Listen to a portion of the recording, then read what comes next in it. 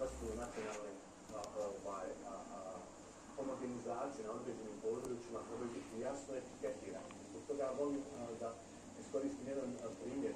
Ko su ti ljudi? Policija rasvijetli te slučajeve, tužilaštvo i sud odrade svoj dio posla, ok, u zakonskoj proceduri, po zakonu o prekršajima Federacije Bosne i Hercegovine, ali ko su ti ljudi? To nisu maloljetni, koji se mora štititi identitet. Te ljude moramo, njihove vođe unutar tih skupina ili eventualno oni segment moramo prokazivati, bez obzira ko to oni bili.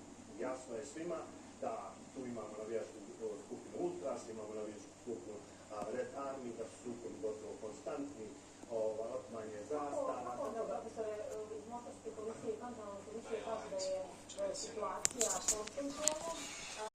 Htio si da... Šta si tu? Nabojio se, ha?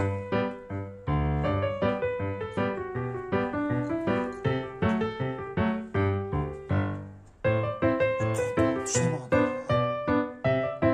Sviđa mi se.